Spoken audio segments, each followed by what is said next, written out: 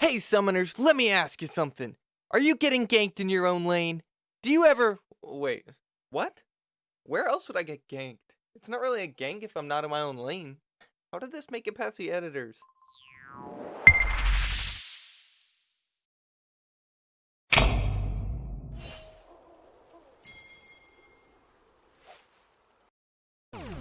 Welcome back to our newest hard-stuck tier list for League of Legends patch 10.13. Here's where I pat myself on the back for redesigning the video format. Thrilling stuff, right? As you know by now, Hardstuck is here to give you the okayest ranked experience for the least amount of effort. There were a ton of absolutely massive changes once again this patch. Okay, they mostly just changed a couple of runes and summoner spells recently. But here at Hardstuck, we specialize in clickbait, sarcasm, and a generally negative attitude towards this wonderful game and the people you find within.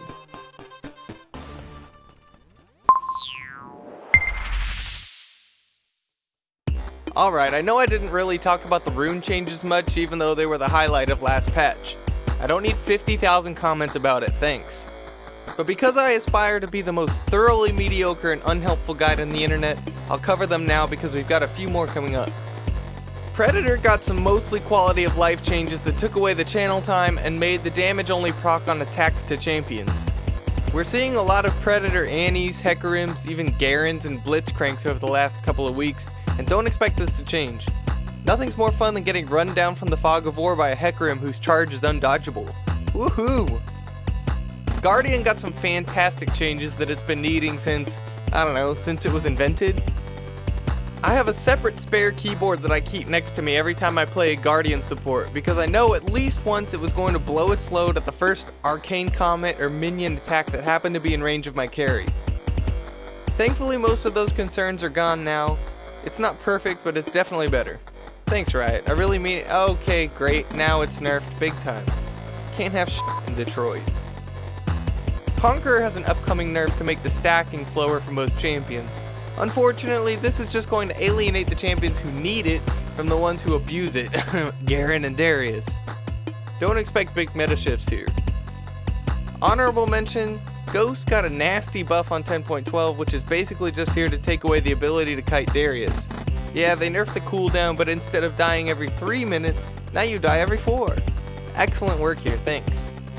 I'm not going in depth on many of the other changes as you know, so feel free to pause and watch somebody else's video and find the info you need stuffed in between ads for their coaching service. I'll be here.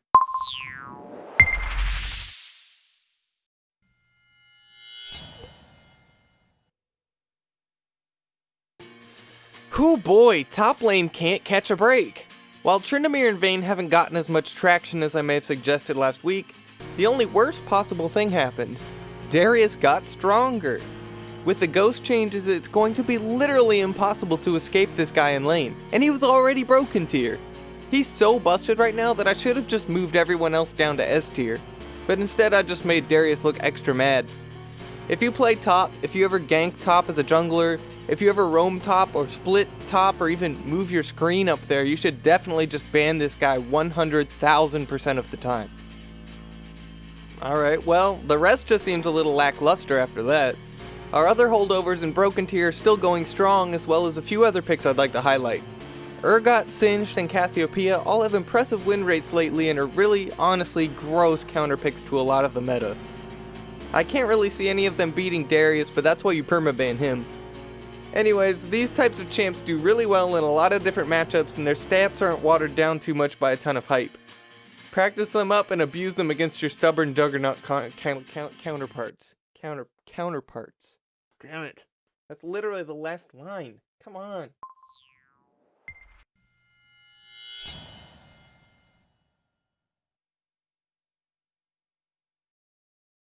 Welcome everyone to Ghost Meta. Step right up.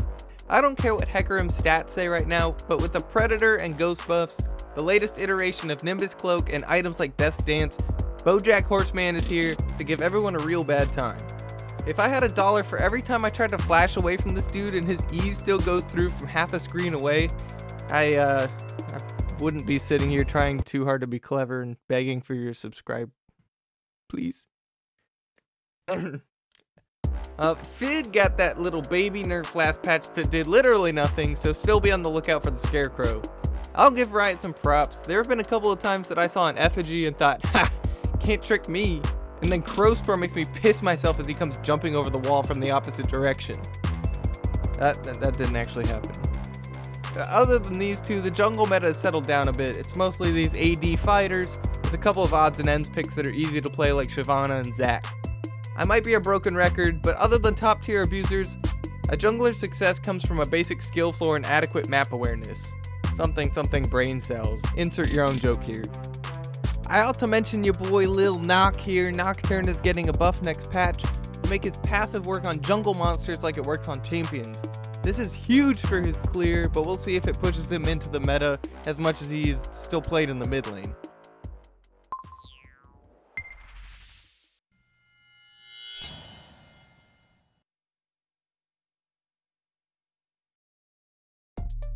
Alright, let's run it down mid. Funny joke still. Speaking of which though, look at this absolute troglodyte I got matched with the other day. She got killed immediately by the Aurelia. Whatever, people underestimate Aurelia level 1 all the time. So then we got the classic TP back to lane and immediately die again. We all shrugged it off and decided it was probably a bot because the account had no ranked games played. And then she says, "Sorry guys, I'm kinda just bad." Like, what? Look at this. Not a single spell cast. After not one more death, but two. It looked like we were calling for a lane swap, which would help the Fiora too. And then, guess what happened? Yeah, and I'd just like to highlight these numbers right here. I outfarmed her all the way up till the 9-minute mark. On Thresh. What the balls? Ugh. Anyways, Annie and Talon are basically the clear-cut top tier right now despite being almost entirely opposite classes. While Annie doesn't exactly have the most dynamic playstyle, I gotta say it's pretty refreshing to play against a champion that doesn't dash 3 times, go untargetable, and then have some sort of true damage execute.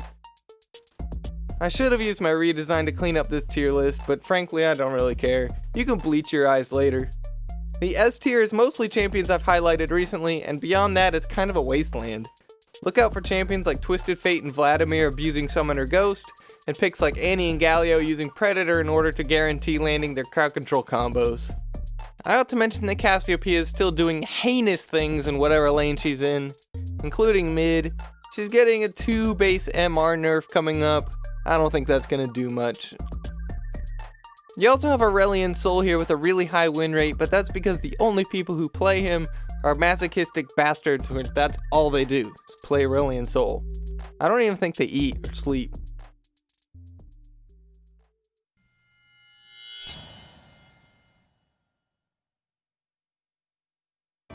Bot lane is in a weird spot as always. I've placed Cassiopeia in the broken tier despite a relatively low play rate because this champion just performs disgustingly right now, especially with the current enchanter meta. I'll talk more about those supports in a minute, but picks like Twitch and Kog'Maw are also tearing up the rift as teams rally around them and buff them up into hyper carries. So why aren't they higher? Because relying on a solo queue support is about as good an idea as investing all of your money in pre-scratched lottery tickets. Stalk your support's recent game stats to make sure their IQ is above their death totals before locking in such a team-dependent pick. I almost put Ashe in the broken tier because she's performing at an extremely high level and doesn't need a particular kind of lane partner to thrive. But the box up there only fits 2 champions right now, and resizing it wastes precious seconds that I could be flaming my jungler. If you've ever been run down by an Ashe with no hope of escaping the slow, you know just how oppressive she can be once she gets some crit chance. And I thought I ought to mention briefly that Yasuo is still doing well in the bot lane despite his nerfs, boasting around a 52% win rate in the ADC role. I supported a Yasuo Rakan the other day, and boy, let me tell you, we still lost super hard. Stupid jungler.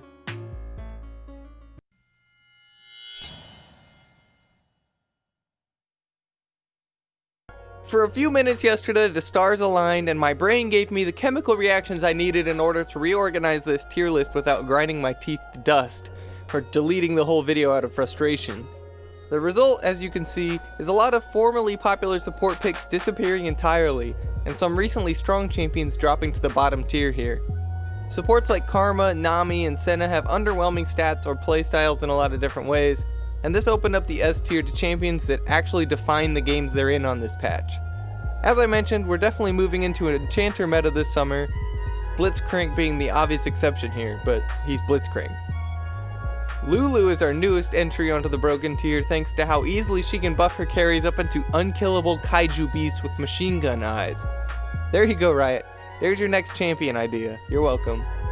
Tarek and Bard have retained their ridiculous stats from last patch, and I think that's everyone. Yep. Alrighty, moving on.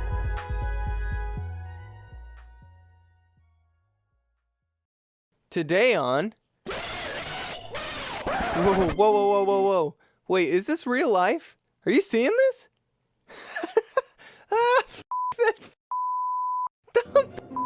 Champion. They really are deleting her. I knew Riot watched my videos all along. It's justice. The crazy thing is Yumi isn't even that broken, mostly just annoying. But this is surprisingly heavy-handed and really might actually gut her like the fish she's so fond of. Ironic really, but good riddance. Hang on, I gotta scroll back over to the actual script.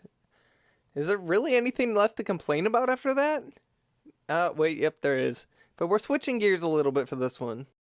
Poor Shyvana is one of the few remaining stat check champions in League of Legends, though the others seem to be similarly untouchable for some reason. Through various metas, she's gone from a full tank to a juggernaut to a mage, a bruiser, and back to a mage. And the thing is, she's almost always had at least one viable build, but she's never been, well, particularly fun to play or to play alongside or against. Unless you're full AP and super fed, Shyvana sorta just fills a role well enough on the team, and that's just about it. Never really impacting the dynamics of the match you're playing. My point is, Shyvana should have been the one to get reworked instead of Mundo. Mundo always has ways to impact a game, and in every team fight you have to keep track of him, coordinating with your team to burn him down while avoiding the other enemy damage dealers. Say what you want about Mundo being a regen bot and how it's boring game design, but he still impacts the makeup of a team and warps the strategy of the game around his influence in ways Shyvana rarely does. This sucks because Shyvana is such a badass character. A half-dragon that grew up among humans before being forced to kill her dragon mother in combat? That's cool as f***. A relentless, fireball-throwing, bloodthirsty warrior who stacks up rage in battle before unleashing her beastly ultimate form and wreaking havoc on her enemies? Sign me right up. Except don't, because she's kinda boring and feels limited. Again, unless you're really far ahead into a mage build, you spend the whole game running around, afraid to engage because you get kited so easily and are always at risk of being blown up before you land an ability. It's not a fun role to play in a game, hoping that you get a few chances to finally land a handful of auto attacks and get a spell rotation off every few minutes. I mean, I keep going back to the AP build, and that's because while it's probably the strongest build she's had over the last year or two, it also doubles down on her one-dimensional nature. You wait for your ult to come up, use it to reposition, blow up a squishy with your fireball, and then run away. You might get another fireball off when it's on cooldown. But you don't even use half of your abilities. It's like playing Udyr, but even less engaging. Don't even get me started on seeing this garbage in ARAM too. Rip fun.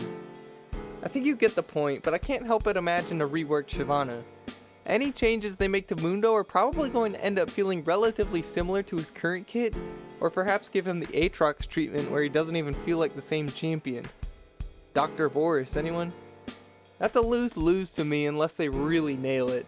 I picture Shyvana, however, maybe transforming more often, maybe having a legit fire breath move, maybe being slower in dragon form but being able to jump a few times, feeling like an updated, exciting, expressive version of one of League's coolest and most original champions. Her human form could draw influence from the Mage of Valorant who raised her, with maybe a mixed bag of spells and combat options, making both forms equally compelling to play. Unfortunately for now, we're stuck with the old Shyvana and her polarizing playstyles, clunky auto attack, and outdated visuals. Riot, please give us a rebirth of the dragon so we can finally